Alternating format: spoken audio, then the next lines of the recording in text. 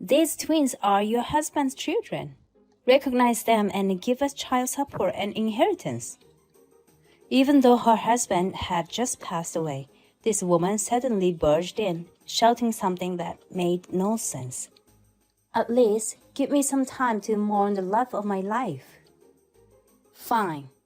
Should I spill all the beans right here and now? I'll expose your true colors. My name is Anna. It's storm season, and when I went to buy emergency food, I was astounded by the receipt. I'm 40 years old. Did I buy this much? It was so expensive. It's no surprise I was taken aback. I tried to save money, but with the high cost of living, it seems to have little effect. I wonder how other families manage their finances. I remember when I was in my 20s, people said it was a recession, but it was still easier to live. Back then, I had just married my husband, Sean. Since I was pregnant out of wedlock, we dreamed of buying our own home, thinking about the ease of raising more children in the future. Since I couldn't work while pregnant, we needed to save money. That's when my mother-in-law said, "Save on rent until you buy a house. It's a waste to rent an apartment." So, even before we got married, we lived in my husband's house. A few months after our wedding, something strange happened. When I opened the window for ventilation, I heard my husband's voice from outside, even though he was unusually late coming home. I heard it from the front door, so when I opened it, "It must be tough working so late." "Yeah, I feel bad for keeping my wife waiting." "That's no good. You have to put her to sleep." That's what a man and an unfamiliar woman were saying in front of my house. I'm always telling her so. Wait, is Anna here? When he saw me, he rushed over and said, "Sorry, Mia, I want to put my wife to bed," and waved to the woman. Mia responded with a half-hearted wave and entered the house next door. I asked, "Is she our neighbor? I've never seen her before." "Yes, she's an old friend. I thought she had moved to another state after getting married, but it seems she's back. It looked like you two were pretty close, huh?" I playfully teased him with a jealous look. My husband laughed and said, "Ha, nope, nothing like that." "Really?" Even after I knew it was just casual chit-chat between neighbors, I teased and played along with my husband. However, Mia began to loiter around our front door around the time of my husband's return, not just the next day, but also the day after that. It wasn't every day, but quite frequently throughout the week. She would be at our doorstep. As a result, my husband was often caught by Mia and forced into lengthy conversations. In rural areas, there are times when one gets caught by a nosy neighborhood auntie on the way home and has to endure a long chat. This situation was precisely like that. When I noticed Anne came out to the entrance, my husband exaggeratedly exclaimed, "Ah, it's my wife," and told Mia, "Well then, see you." However, it seems she's quite pushy, and if I don't notice, my husband would be held up for nearly an hour without being able to get away. Then one day, my husband collapsed from overwork and was rushed to the hospital. This happened twice. We wanted to buy a house, and he was working so hard. I said, "Don't you think we can take our time with the house? Let's work more relaxedly. It's not good for your health."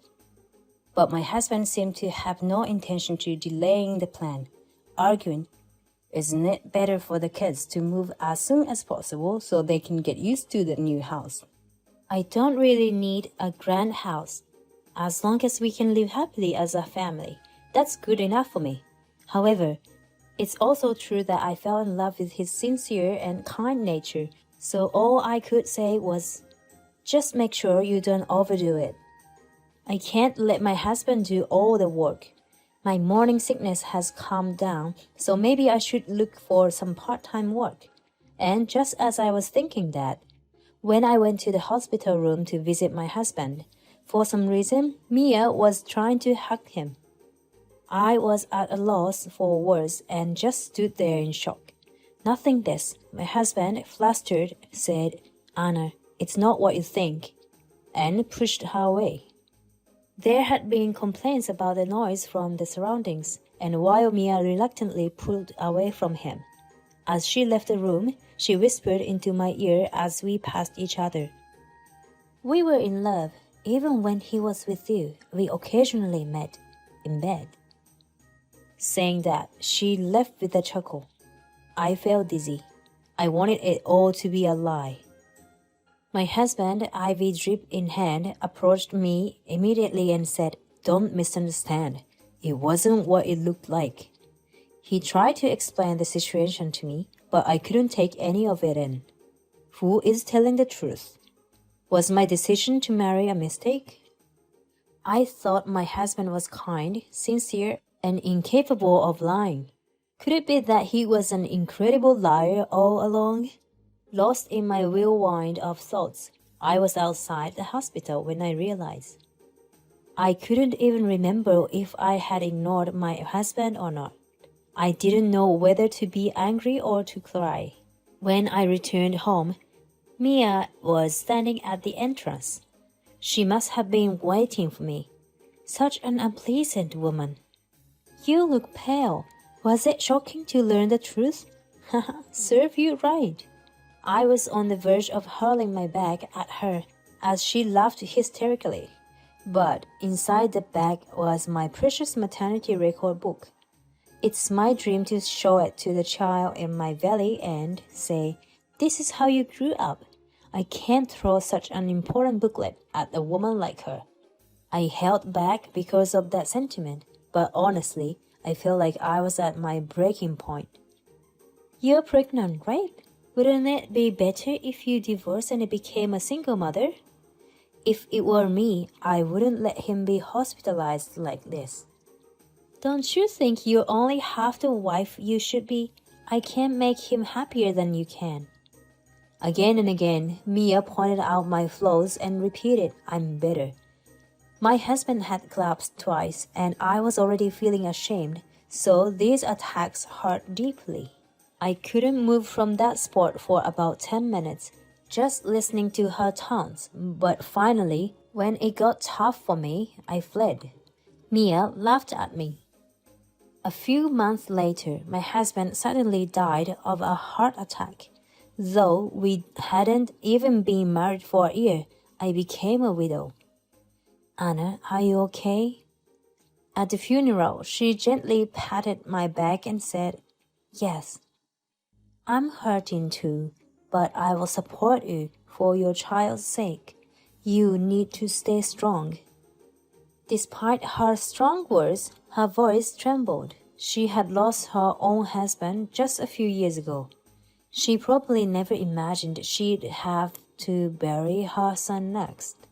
I hugged her tightly and she hugged back. The void left by my husband's death felt immense. Many people from his workplace and old classmates who were invited to our wedding came to pay their respects. While people were sharing stories and condolences, Mia suddenly burst in and shouted, These twins are Sean's children. Recognize them now and give me child support and inheritance. Mia, without any hesitate, grabbed my pregnant belly. Some male visitors immediately intervened. But Mia shouted, You have to recognize them, and threw a cushion, resisting restraint, and even toppled a flower vessel, splashing water everywhere. The atmosphere quickly turned chaotic. How dare she cause a scene at such an important event?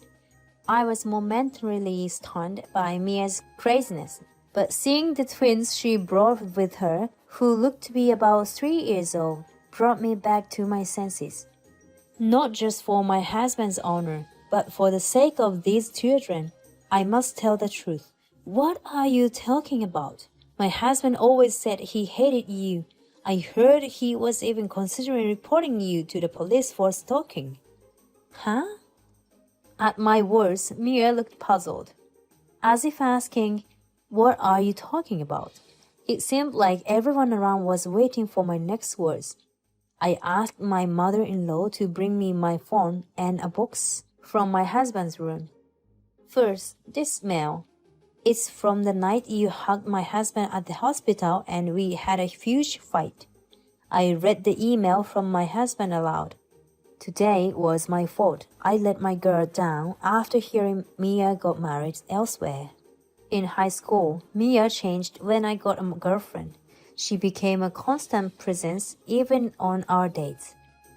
I consulted with the police, but since there was no direct threat, they dismissed it as kids' troubles. As I was speaking, Mia seemed flustered and exclaimed, "Stop it!" He told me that when he went out of the state of university, he became distant from you. I heard you got married outside the state and weren't nearby, so we thought we could live in this house without any worries. That's what the email text explained. That's a lie. As Mia raised her voice, my mother-in-law said, "Enough is enough." I knew about those times because my son told me. Whenever the family went out, you were always mysteriously around, which was scary. We thought those strange actions back then were just used for impulsiveness when we heard you got married. Signing, the mother-in-law said, "If I had known it would come to this, I wouldn't have suggested that my son and his wife live with us. I never imagined you'd come back." No, both my husband and my mother-in-law must have wanted to prevent unnecessary worries for me during my pregnancy. They probably tried not to provoke her and kept the past hidden from me, right? I consider myself fortunate to live with people who care so much. At my words, my mother-in-law seemed relieved, saying, "Hearing you say that does make me feel a bit better." I didn't know anything, so I genuinely thought you had dated my husband. As I glared at her, Mia's face momentarily tightened with unease. "What are you looking at? Men who cheat don't tell the truth. You are all being deceived by Sean." Enough is enough. The person who suddenly grabbed an enraged Mia by the shoulder was her own mother. When they were young, they were neighbors, and I've heard that my husband was taken care of quite a bit by her mother. "Mom, you're here?" Mia turned to her mother with a look of surprise. "Of course I'm here. What on earth are you doing at someone's funeral?" With a sharp reprimand from her mother, Mia's face controlled with discomfort. "I'm sorry for the trouble. It may be clear to everyone by now, but let me state explicitly as a parent.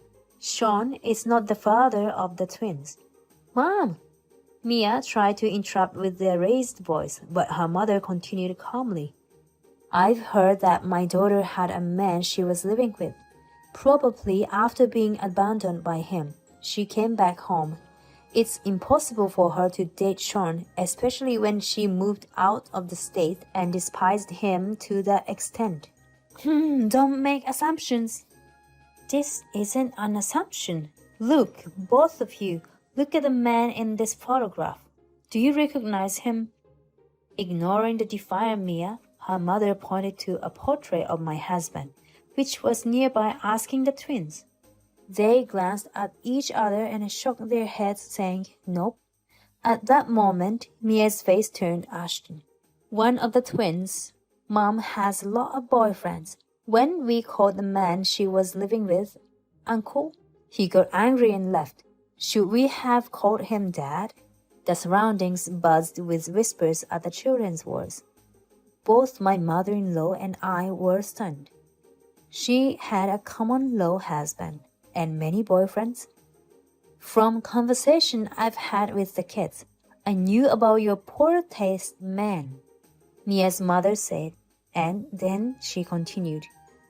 "You used to say things like, 'I'll become a woman who's popular with men and show him up.' So at the time I thought you had been dating Sean and got dumped. But with Sean's attitude, I realized it was a misunderstanding. Ever since you brought the child back, you've spent a lot of time by the front door. If I hadn't been working nights, I would have kept a closer eye on you. Sorry for all the trouble." Mia's mother shed tears, and I couldn't help but feel awkward, waving my hands in front of my face, saying, No, it's not a big deal. I did my best as a parent to find out about my daughter, but she was obsessed with becoming popular with men, and for some reason became love addicted, or rather she lost her judgment. After moving out of the state, it seemed like double timing and triple timing were the norm. I don't want to say this in front of the little ones, but the man she was living with was going to acknowledge these children. But when he found out about my daughter's bad taste in men, he blew up. So these children are without a father. You've always been infatuated with Sean, haven't you? You probably thought that if Sean came back, you could use your childhood friend to break him and his wife up and take him for yourself. But then Sean died and your plan fell apart. So you lied that Sean was the father of the children to extort child support, compensation, and even inheritance. Twins cost a lot, you know. As if to say, is my deduction correct? Mia's mother glared sharply at her. Mia was at a loss for words, trembling. Hey, Mia, if you think what your mother just said is wrong, show us proof that you were dating Sean. Huh? There's no way she could have such evidence. Everyone says the two of them were dating. At my words, Mia bit her lip, sweat forming on her forehead. The surroundings started to understand the situation. Harsh words like, "This is troublesome," and "What are you doing at a place where we are mourning an individual?" started to fly. Angry shouts of "Get out!" also erupted. No one believed Mia's story anymore. "I'm sorry," she said that and dropped her head as if admitting defeat. However, her mother made her down even deeper, saying, "It's due to my shortcomings. I can't feel much regret than this. She caused such a scene on such an important day. Please, I know how you feel." Even when I said that, her mother's painful expression didn't change. In the end, my mother-in-law said, "This is a place to mourn my son.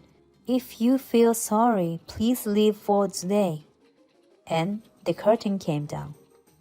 Afterward, Mia and her mother paid me compensation for the mental distress caused while I was pregnant. It was a significant amount of money, clearly more than compensation should be. It was obvious without being said that it was compensation for the ruined funeral. I was conflicted about accepting it, but the fact that she caused a lot of trouble and stress was true, so I decided to accept it gratefully. The twins are currently being raised by Mia's mother. Mia must have been extremely embarrassed when news of this incident spread throughout the neighborhood, as she suddenly left the house one day. The compensation seemed to be Mia's saving. Having become penniless, she started working in a nightclub. But it's not a high-class job where she dressed up and entertains. She deals with unreliable men in a ragged small room, and sometimes they refuse to pay. The business she works for, which the owner claims to be a legitimate enterprise, handles a wide range of unspeakable jobs, and if her earnings are low, there's no telling what they might do to her. I heard that she works at such a terrifying place. According to her mother, she wouldn't listen and started working there, and lately I can't get in touch with her. No one knows what happened to Mia, who lived life as she pleased. On the other hand, I gave birth to a boy who looks just like my husband. Now I live with my mother-in-law, and the three of us live together. Recently, my son started playing baseball, so we all became baseball fans, and the three of us started going to professional baseball games. I was worried that boys would say things like, "I don't want to go out with my mom." But for now, he's grandmother's boy, and he seems to enjoy going out with the three of us.